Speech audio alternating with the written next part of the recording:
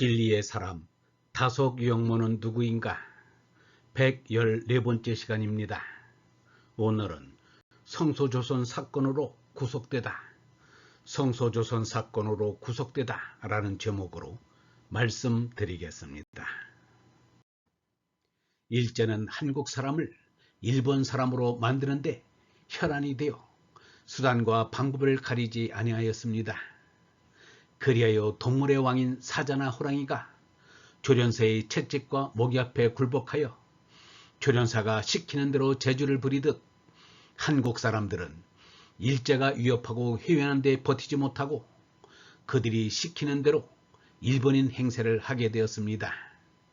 일본 관원은 경찰견이 세관에서 냄새를 맡아 마약을 찾아내듯 한국 사람 냄새가 나면 찾아내어 송두리째 쓸어버렸습니다. 일제는 한국 사람 냄새를 풍기던 조선일보와 동아일보를 1940년에 강제로 폐간시켰습니다. 조선 동아 두 신문은 배달 결의에 밖으로는 등불이요 안으로는 숨길이었습니다. 일제의 관원이 사냥개 같은 후각으로 한국 사람의 냄새가 진하게 풍기는 곳을 마지막으로 찾아냈습니다.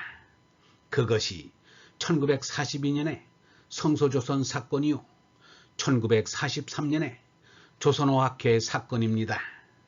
성소조선 사건은 배달 결의의 어레시를 말리려는 것이었다면 조선어학회 사건은 배달 결의의 마레시를 말리자는 것이었습니다.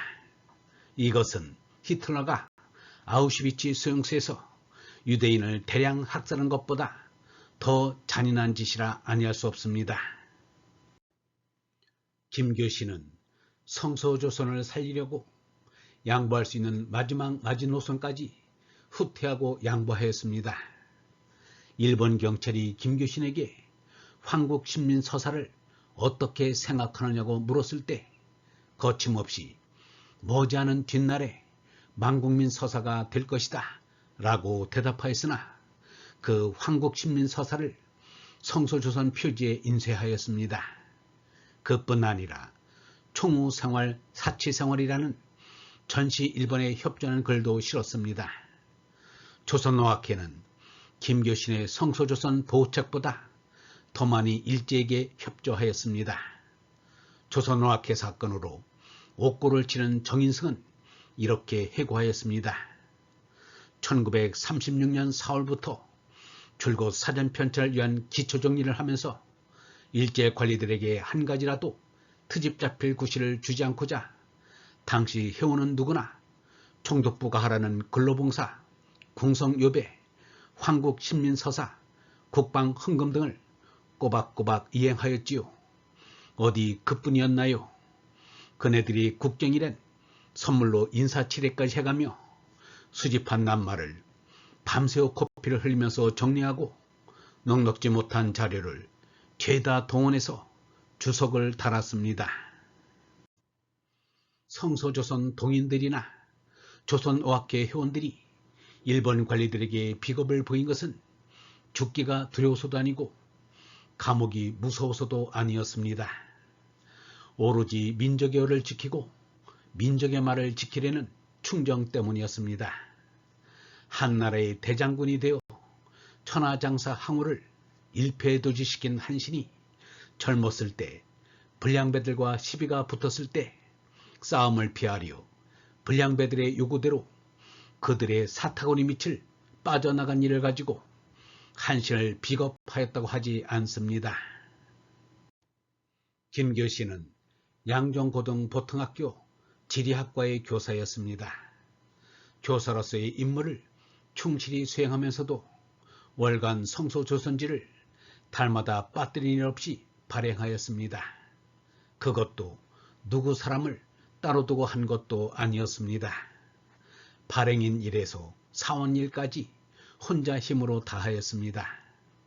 거기에 주필의 책임을 다하여 달마다 권도원을 비롯하여 일기에 이르기까지 김교신의 글이 주축을 이루었습니다. 표지를 포함해서 30쪽에 지나지 않는 지극히 빈약한 잡지지만 그 값어치로 본다면 700쪽의 화잡지가 따르지 못합니다. 서가에 꽂힌 성서조선 영인본 8권을 볼 때면 김교신을 보는 듯 애경심이 일어납니다. 1942년 3월 20일 개성에 있는 송도 고등보통학교에 교사로 재직한 김교신은 아침에 학교로 출근하는 길에서 경기도경 일제고등계 형사들에게 연행되었습니다. 이래여 전국적으로 성소조선 집필자와 정기 구독자들 300여 명이 일시에 검속되었습니다. 유영모는 성소조선 집필자로서, 아들 유이상은 성소조선 구독자로서 부자가 함께 구속되었습니다. 정기 구독자로는 박동우, 장기려, 김성목 등이 있었습니다. 한국인으로 일제 순경으로 근무하던 박석현이 성소조선 정기 구독자 명단에 있어 그날로 파면되는 일도 있었습니다. 성소조선 사건이라는 필화의 글은 성소조선 158호에 실린 김교신이 권두한 조화입니다. 그러나 사실은 그것은 꼬투리가 되었을 뿐입니다.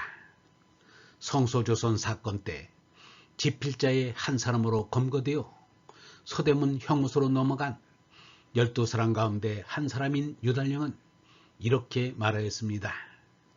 성소조선은 창간호부터 158호 폐건호까지 매월 종간의 정신적 자세로 임하여 발행되었다.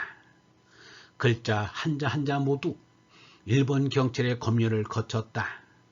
아무리 세심한 죄율을 하면서 편집하여도 검열을 거친 원고는 언제나 상처투성이었다. 1942년 일본 경찰은 158호에 권두문 조안을 트집잡아 그 엄격하게 검열해서 발간된 성소조선지를 10여 년 전 창간호까지 소급하여 정기 구독자 명부에 의해서 전부 압수하였고 전국에서 300여 명이 검거되어 모진 고초를 겪었다. 12사람은 끝내 서대문 형무소 미결수 감방으로 보내졌다. 공자가 논어로 바뀌듯이 김교신은 성소조선으로 바뀌었습니다. 논어가 길게 가듯이 성소조선도 길게 갈 것입니다. 이런 뜻에서 김교신은 할 일을 다하고 떠났다는 유달령의 주장이 틀린 말이 아닙니다. 얼번 여러분, 인생은 짧습니다. 그러나 그 짧은 인생 여정에서 위대한 인물들은 할 일을 다하고 갔습니다. 석가가 그랬고 예수가 그랬으며 톨스토이, 간디, 유영모가 그랬습니다. 많은 일을 하는 것이 아니라 하여야 할 일을 하는 것입니다. 많은 말을 해야 하는 것이 아니라 꼭 해야 할 말을 하는 것입니다. 그 과정에는 숱한 고난과 모진 역경이 있을 수 있습니다. 참을 향한 길은 누구에게나 그런 일들이 따라옵니다. 영성신학원 다속아카데미의 하늘소리였습니다.